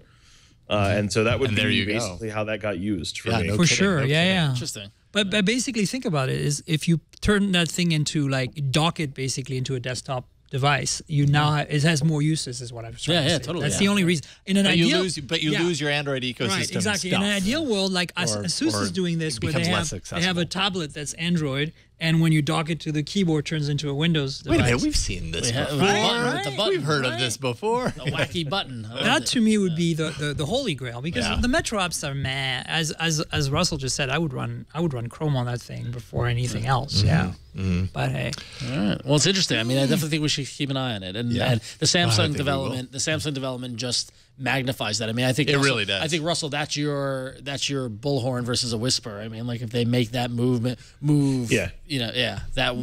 So we'll see. And it seems that everyone's talking about it. So it's one of those things where is it just going to happen? Like we're just gonna. We're probably find out at Mobile World Congress, but like we don't have to wait very long. Mobile World Congress is next week, right? Or no, it's the week after next. After next. Okay. March 1st is the Samsung GS6 launch, presumably. I mean, that's when the invites are. So. All right. Well, there you go. Start the countdown. We were talking about earlier about Xiaomi. Yes. So, Xiaomi had a little event for the media in the U.S. In the U.S.? I know. Oh, my God. What? Are they bringing their phones to the U.S.? Finally? No. Oh. Wow, they sure aren't. Not at all. They really aren't. So here's what's going on. Hugo Berra used to work at Google. So obviously he probably has his eyes set on eventually getting the U.S. market rolling. But I think this was kind of a tease. Let me read you the little thing. And first I have to bring it up. Hello. So finally, Xiaomi finally coming to the U.S. with hardware. Nope, no phones. At a press conference today in San Francisco, not today, in San Francisco, Global VP Hugo Berra, as I mentioned, announced that it will be launching Mi.com, Mi.com, in the U.S. To sell its other hardware, the Mi Band, power bank, headphones, etc., but no phones yet. Berra confirmed that there is too much red tape to come in the U.S. I guess FCC is red tape, because I don't see what else they would need. Well, maybe it's a Chinese company, government of the U.S. I think it's that. I think it's wow, those phones look almost identical in some ways to iPhone. There is that. That's a very good point. 900,000 patents that they are. That is a good point. I keep forgetting. To me, that's not a big deal. I'm like, whatever. They look like iPhones, so what?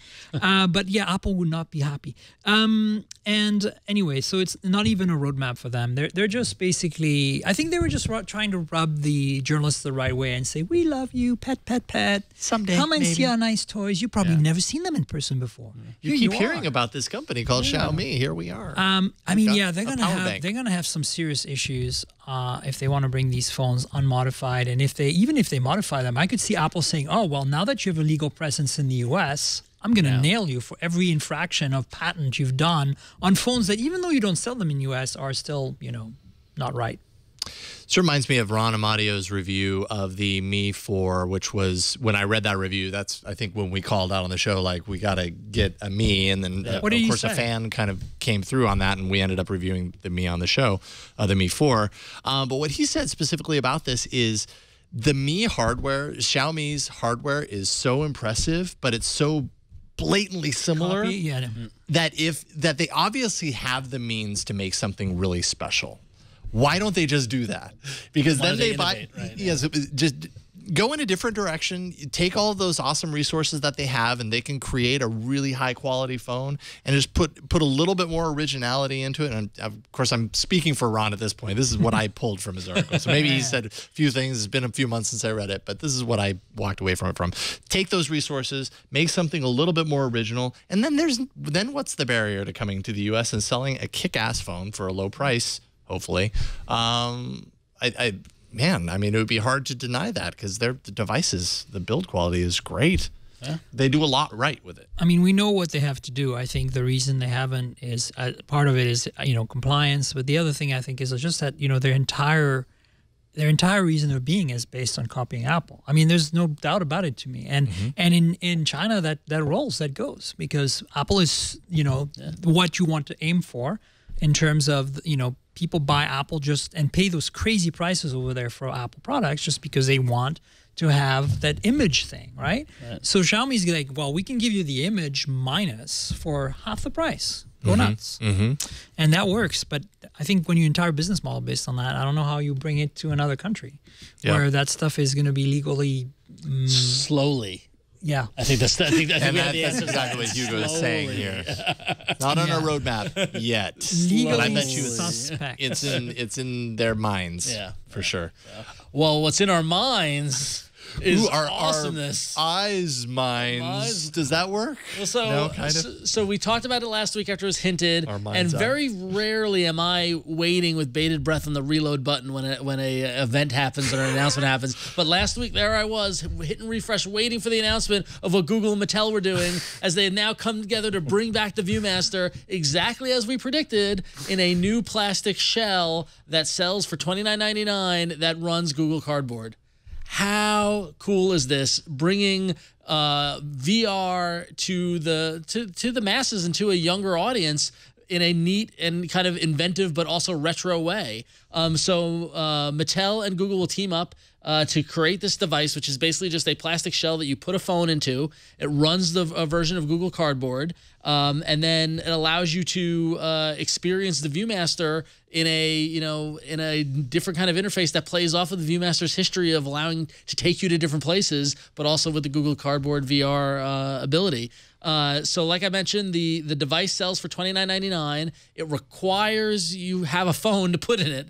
Without the phone, it's just a plastic shell with some lenses. What are the phones that are supported? That's a good question. I didn't find that, actually. It looked to me as if it looked at basically any Android phone that can run Cardboard. I mean, it's got to fit inside the housing. So I wonder what the upper limit of that is. Yeah, it's pretty exciting though. Yeah, it's neat. It's cool. And I love the little cards. Sorry, the discs. Yeah, but the cards don't. So you used to with the ViewMaster, you put the reel in the ViewMaster, and that actually had the images, and you pulled the thing, and that moved the image around. Now they're keeping the idea of the reels, but now they are NFC tappable. You tap the device to the reel, and that loads up the experience, which is neat. It keeps the memory of it. It uses the reel for. Does it use AR to superimpose to the reel, or is it just pure? Not AR? all of them, but yeah, they will also be AR triggers for a couple of them as well. I thought so. You take them. I think that's brilliant. Yeah, it's great. Oh yeah, and for the price, you can't go wrong. Right? Yeah, and so so the device, the plastic shell itself is $29.99, and additional reels are going to be sold for $14.99, and they're going to have nature and adventure destinations and science, etc.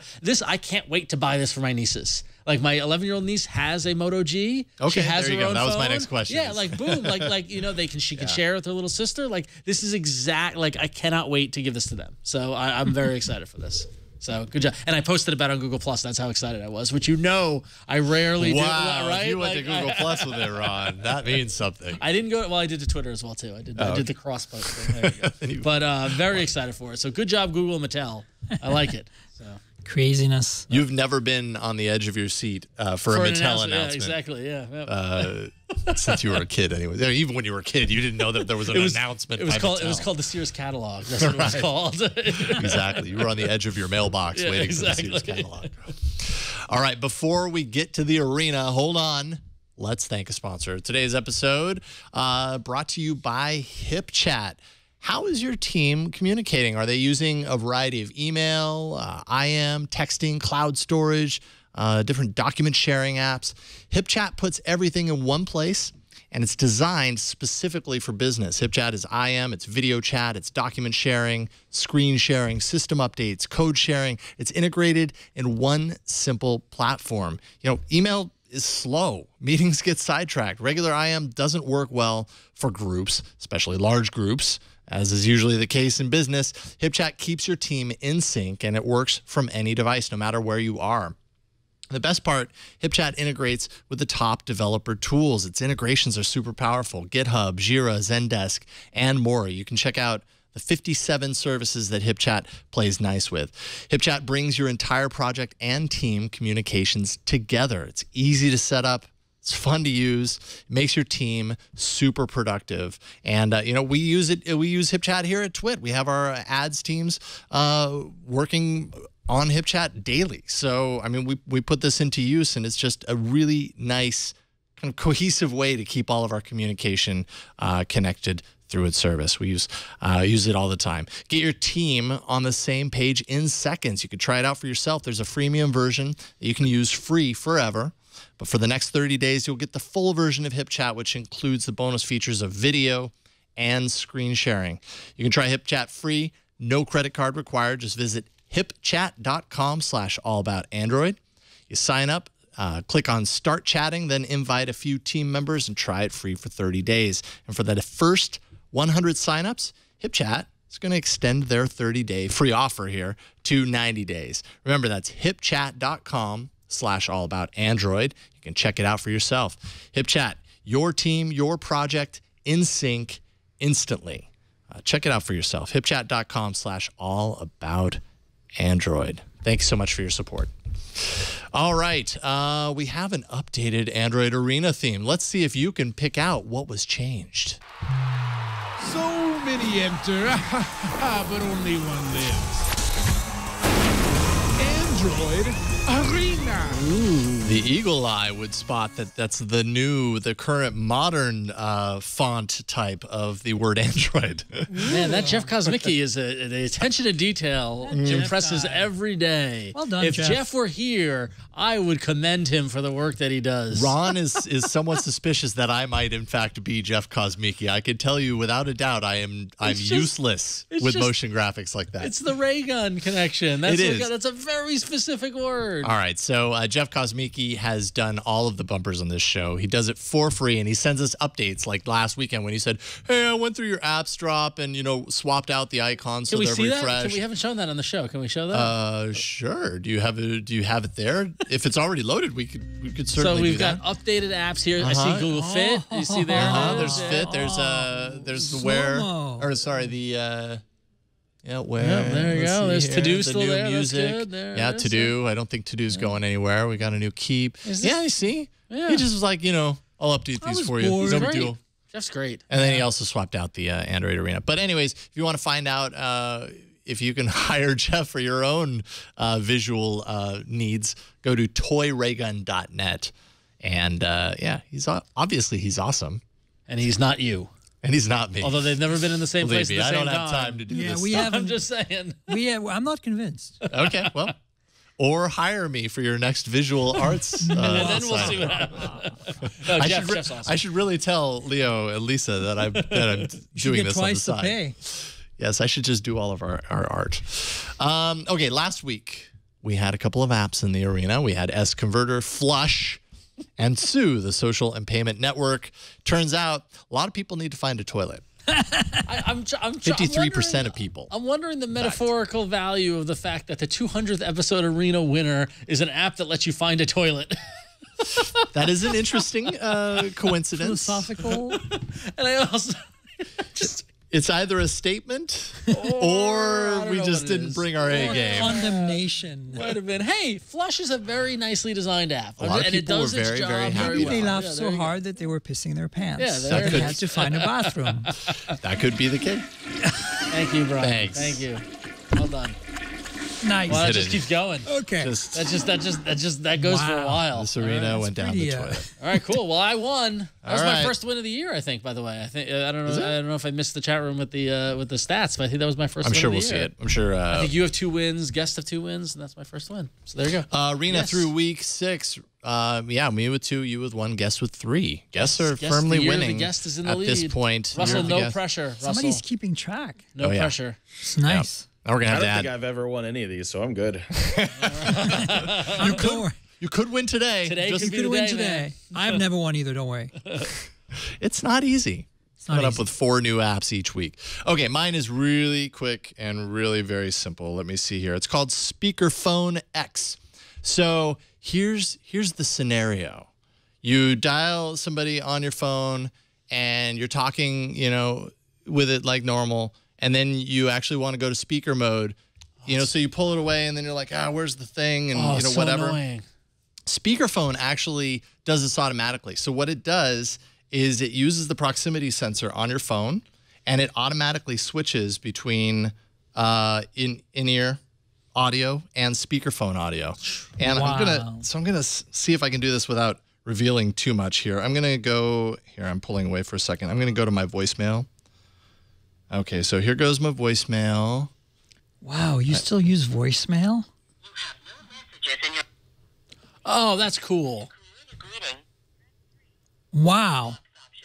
And it's like instant, right? Like you win right now. Boom. You just win. So it's pretty straightforward. Why we'll go in doesn't here. that exist as a setting in every freaking phone ever made? It's It pretty totally awesome. should, yeah. Somebody pretty needs awesome. to patent this crap. Yeah. Well, Speakerphone X developer might be might on have that. I something don't like know. Sell it to Samsung. Make $1 million. So that's one of the features here. It's speakerphone, and you can have it turn on or off. You can really get in there like stop when, you can Can you manually set a, Can you stop set a it. delay, like 5-second delay, for example, or something between?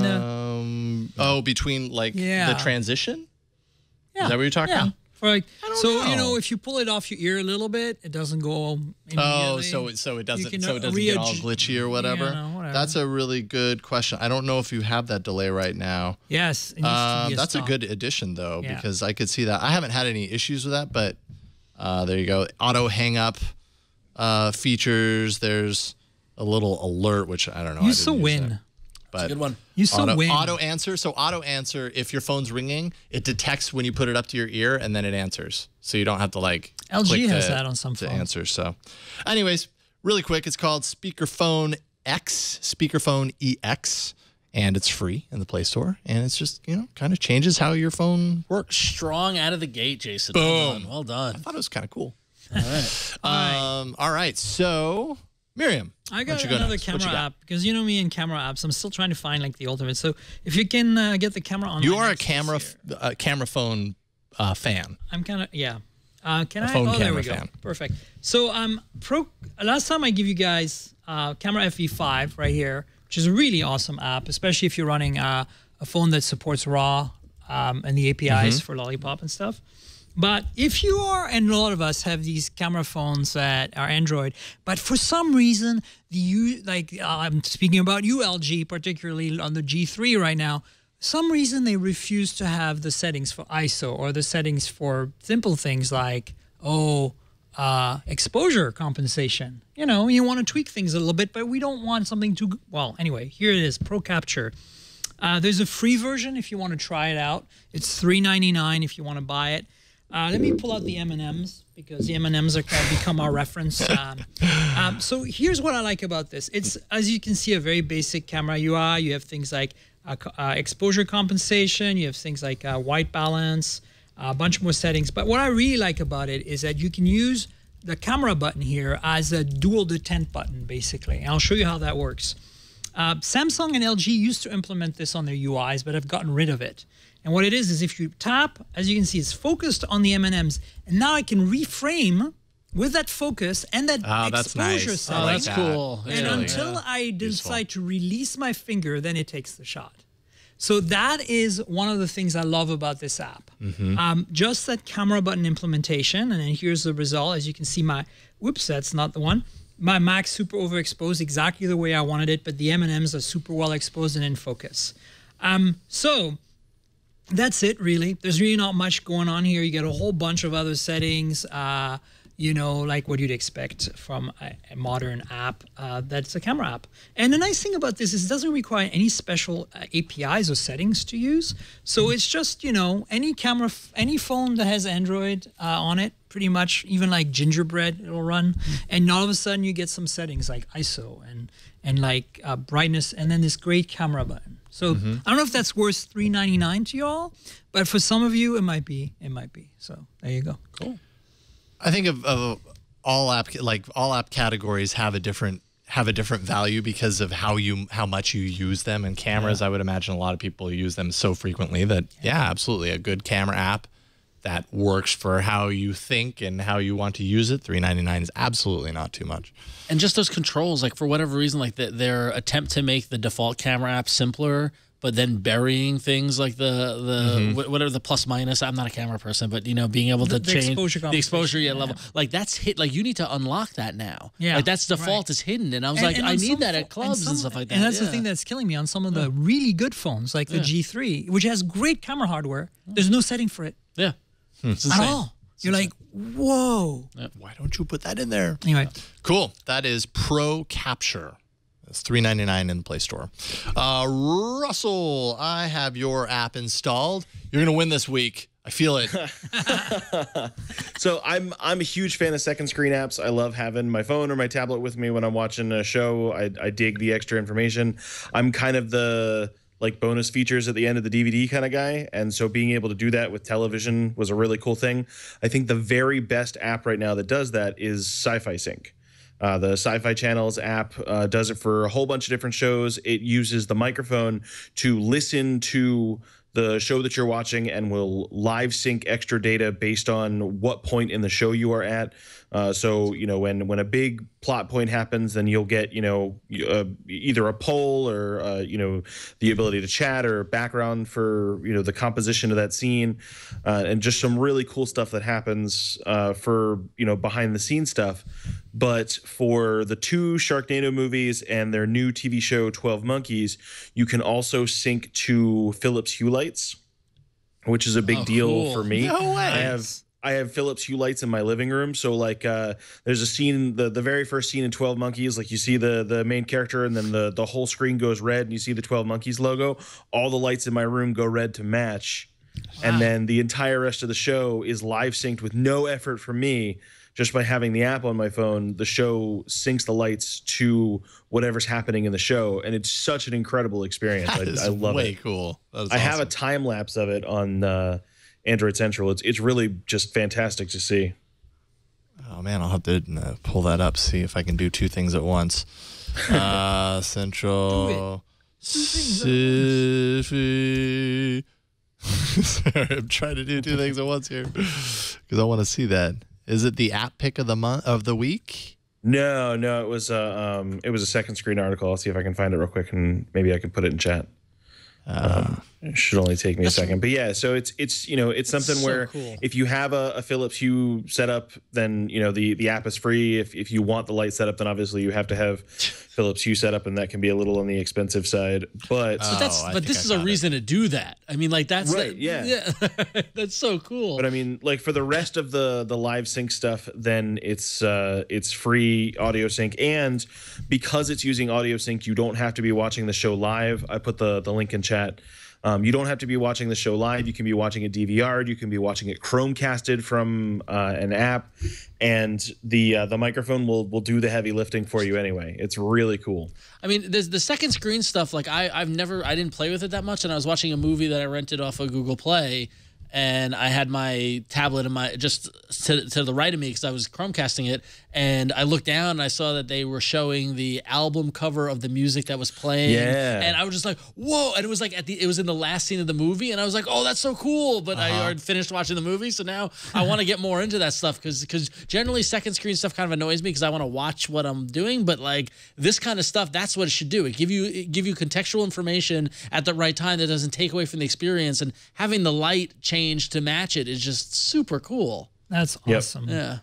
Wow. Yeah, and what you see in that time lapse there is, it's the first 40 minutes of the show where the lights are just constantly changing to, shades of purple and shades of red, even like super bright white. And watching a show like that at night is just fantastic. It's so much fun to have that experience. I wish it was available for more stuff. I was just gonna say like that's a reason to buy the Philips Hue, but also I don't watch sci-fi, so maybe it's a reason to start watching sci-fi. Yeah, I too. mean, so before they did the 12 Monkeys thing, the only thing it worked for were the Sharknado movies, and so I was like, well, then I'd have to watch the Sharknado movies. But that's it is definitely a cool experience, and I definitely applaud Sci-Fi for putting the amount of work that they have into this app because it is just a ton of work. And what a unique thing to apply that work into. But really cool. I'm sure it's the kind of thing where once you experience it like that, you want everything to do that with your Philips Hue.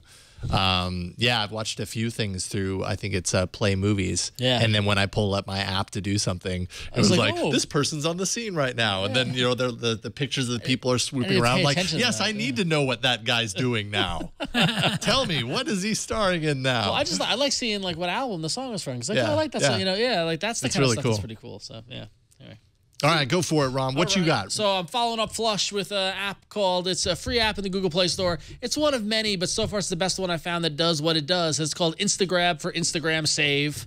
That's because it's made by somebody in Hong Kong. But basically what it is it's simply an app for you to pull down images off of Instagram. Wow. It's a hard thing to do? So, to save them locally, yes. Because you can't do it within the app.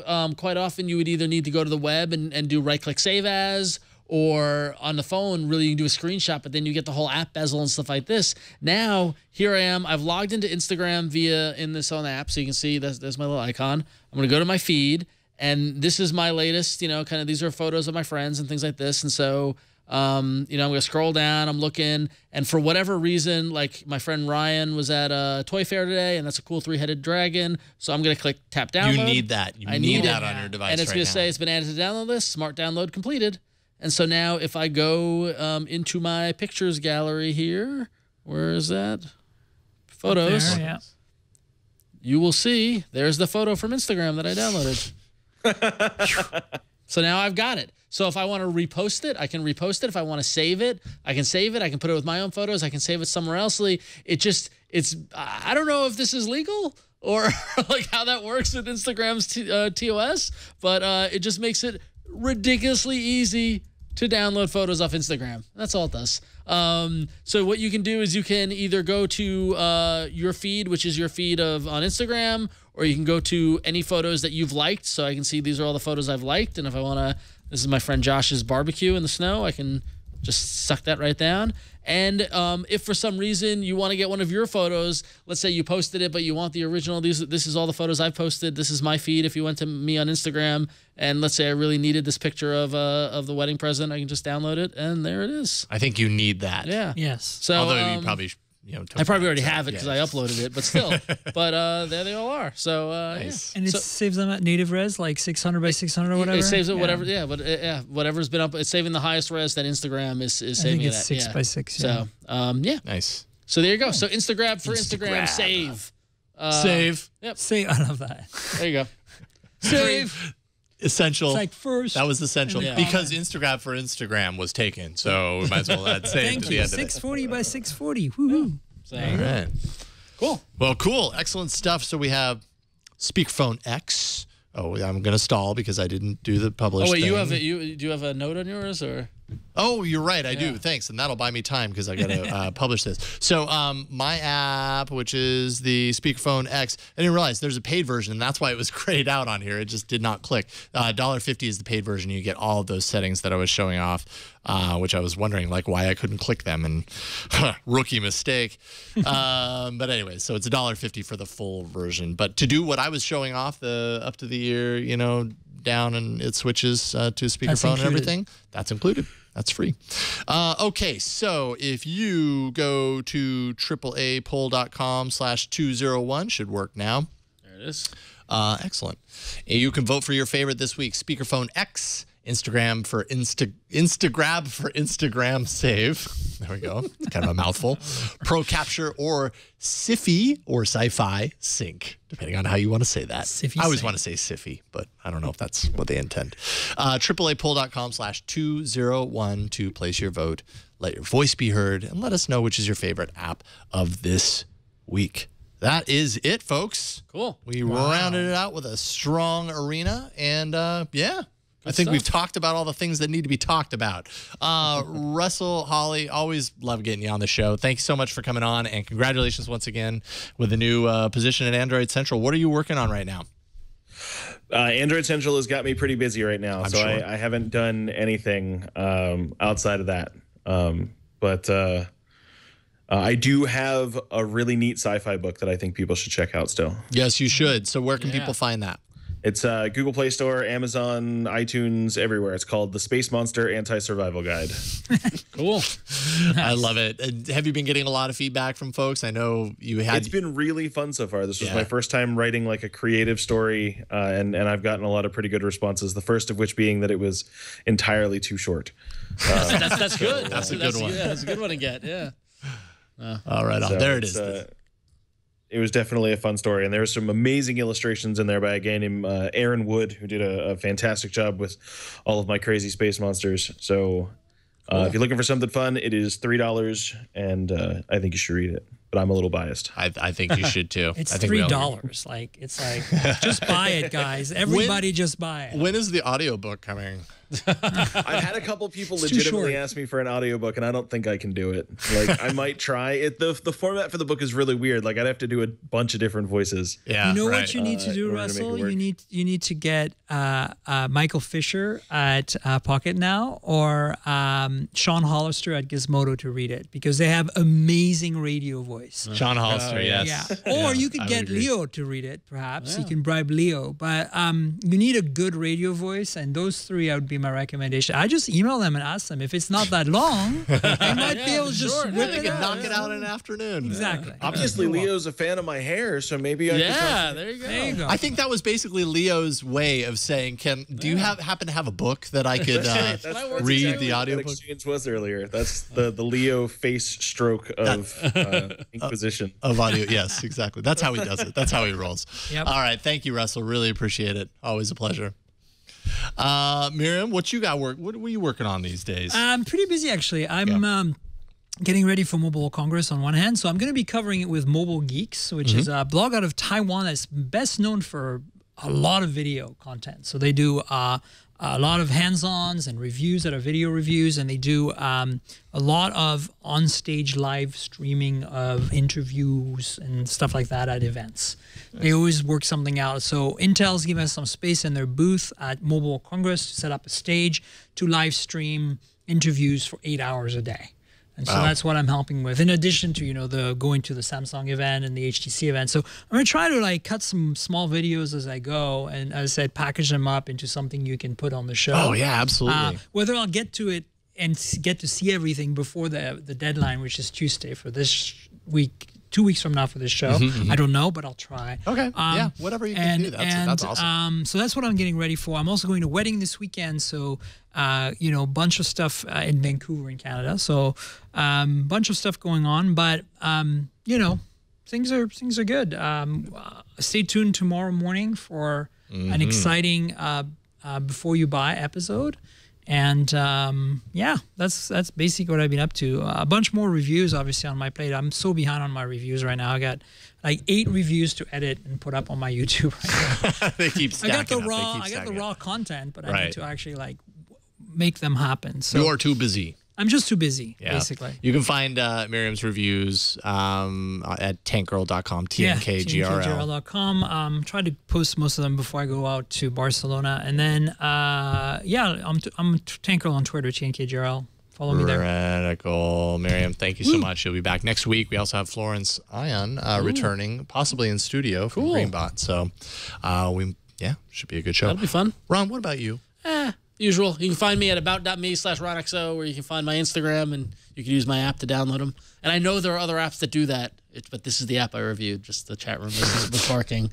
I'm aware. But anyway, go to about.me/RonXO. You find Google+, Instagram, Twitter, all that fun stuff. Go to ronxo.thinkup.com. You can see all the insights related to my social media presence, thanks to our former host, Gina Trapani. That's right. So there you go. You can see, you see, Jay Flanagan is RonXo's Twitter. He's actually one of my best friends in real life, too. So look at that. Social media brings us together. Smart. And finally, by day, I'm sitting behind a desk over at Image Comics headquarters. You can check it out at imagecomics.com, where we've got some of the best comic books in the world. So check it out. They're all available digitally on Comixology or on Google Play. So if you dig The Walking Dead or Saga or Sex Criminals or Black Science and all the great comics, check them all out. I highly recommend them. So. Right on. All right, Bryan, over to you. Huh? What? Oh. Are you playing? I should shut that. Oh, he was. Hey, we totally caught you. Oh no, busted. You can follow me at Twitter, cranky_hippo. I do some fun stuff with Padre every Thursday, doing know-how. And more recently, since Padre's been gone and we pre-recorded know-how, I did a 3DS review on BYB earlier today, so you can check that out. That was good, yeah. Having a lot of fun with that, but definitely a time waster. So a little too much fun during All About Android, I might say. Yeah, so I think that's why the news. You got the TriCaster on autopilot today. Monster Hunter is serious business, guys. I don't think you understand. Yeah. You're right. I don't understand. Dedicate yourself.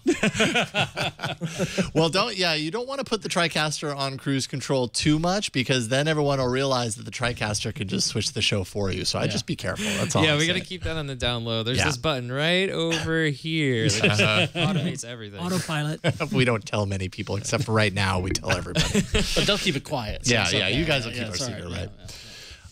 You can find me at about.me/Jason Howell. Follow my musical exploits, yellowgoldmusic.com. Check out my other Android show at twit.tv/arena. This week I'm covering apps, one of which was on the show, and I think maybe you brought it off time, was it? Yes, it was off time, yes. Yeah. This entire episode is about keeping, put the phone down, basically. Yep. So it's all apps that help you to put your phone away. Yeah. So anyways. Disconnect without disconnecting. Yes. Just step away from the technology. Put your hands up and step away from the technology. So that's twit.tv/arena. New episode appears there tomorrow. But as for this show, that is it, and we will be back next week. Would love to hear from you. 347-SHOW-AAA is our voicemail. We have AAA at twit.tv is our email. We're on Twitter. We're at Android Show. We're on Google+. We have an awesome community there. Tons of community engagement and people talking about Android and about the show. So check it out. Just search for All About Android. We also have a subreddit, twitaaa.reddit.com. Post your stories there. Appreciate it. And, show notes, past episodes, everything you need about the show is posted at twit.tv/AAA. You can catch us live every Tuesday, 5 p.m. Pacific, live.twit.tv. That's it for this week. We'll see you next week on another episode of All About Android.